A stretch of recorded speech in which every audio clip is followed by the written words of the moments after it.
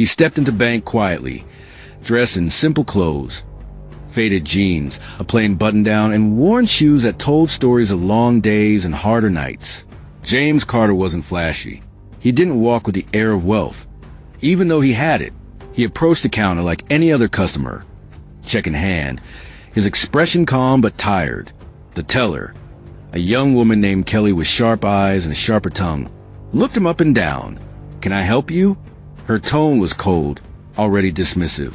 James slid the check across the counter. "I'd like to deposit this." Kelly glanced at the amount and nearly choked. Her eyes darted back to his clothes. $500,000. She smirked, shoving the paper back toward him. "I'm sorry, sir, but we don't cash fraudulent checks here." Her voice rose so others could hear.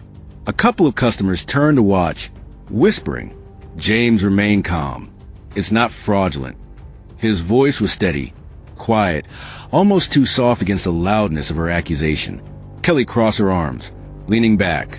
"Sir, people like you don't just walk in here with checks like this. Why don't you try the lottery office or wherever you got this fake from?" Her smirk widened as the laughter in a nearby customer echoed. The humiliation was sharp, public, and deliberate. James breathed deeply, resisting the urge to react. He'd been here before, judged by the skin on his body, the clothes on his back, the assumptions in their minds. He leaned forward just enough to meet her eyes. "Are you sure you don't want to run it?" he asked, giving her one last chance. Kelly rolled her eyes, snatching the check from his hand.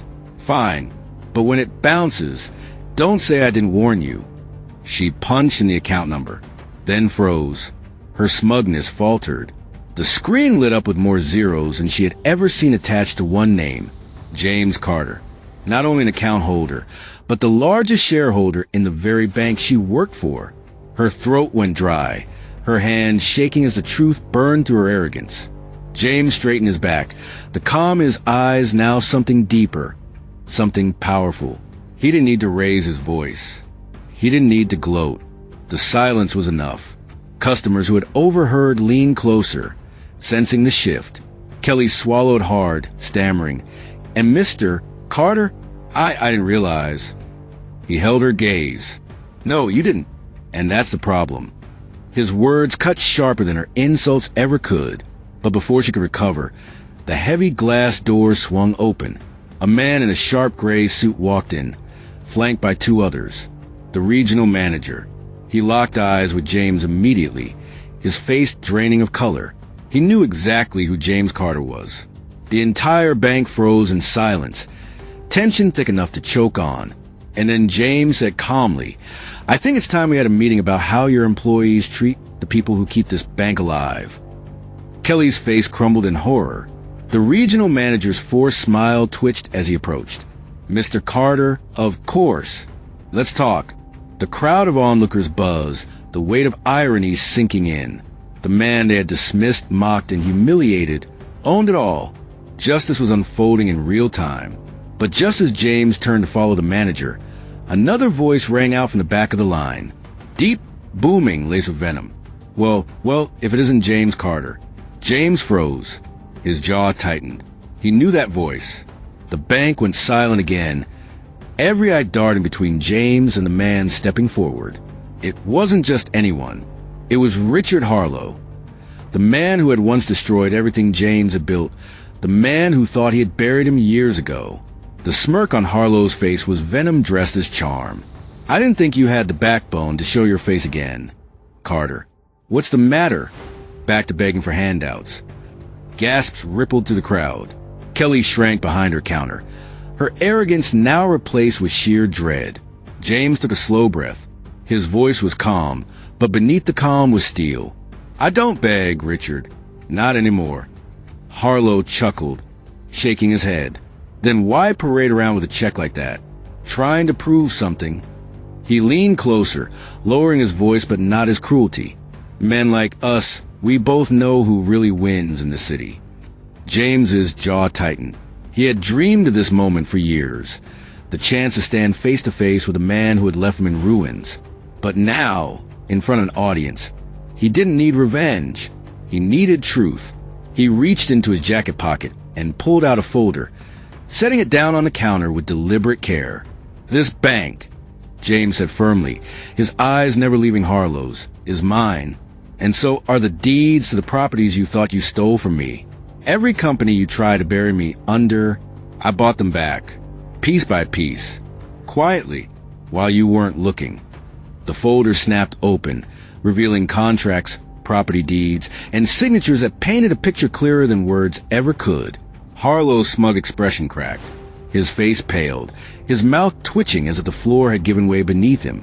The customers leaned in, whispering in shock. The humiliation was complete and poetic. The man who had mocked James as powerless was now staring at proof of his downfall.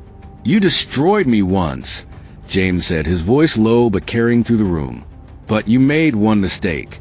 You thought a man's worth was measured by what he wears, or how far he falls. You never understood that true power is patience, resilience, and rising when no one expects you to." Harlow sputtered, trying to regain his footing. "This isn't over, Carter." James straightened, his expression calm, but unyielding. "You're right. It's not. Because from now on, you'll be sitting across from me in every boardroom, watching a man you once mocked take everything you thought was yours. And the worst part? I won't even need to destroy you. You'll do it to yourself, choking on your pride." The silence broke into a wave of murmurs, some customers clapping softly, others shaking their heads in disbelief. Kelly, the teller, looked like she wanted to vanish. The regional manager nearly bowed as he stammered, "Mr. Carter, well, we'll make sure this never happens again." James gave one final look around the bank. The humiliation, the whispers, the arrogance that filled the room minutes earlier, it had all been silenced by truth. He didn't need to raise his voice. He didn't need to flaunt his wealth. His dignity had spoken louder than any dollar amount. As he turned to leave, James looked back at Kelly, who sat trembling. "Next time you see someone walk through those doors, look at their character, not their clothes." The lesson lingered heavy in the air. Every witness would carry it home. Every whisper of the story would remind them, never judge a book by its cover, because you might just be looking at the author of your paycheck. James Carter walked out of the bank, the sun spilling across his shoulders like a crown. Richard Harlow stood frozen, his empire crumbling, and Kelly sat at her desk with tears brimming in her eyes, her arrogance shattered. Justice had been served, and for the first time in years, James Carter didn't just feel like a survivor. He felt like the man he was always meant to be. Hit that like button, subscribe for more stories that matter, and let's keep the conversation going.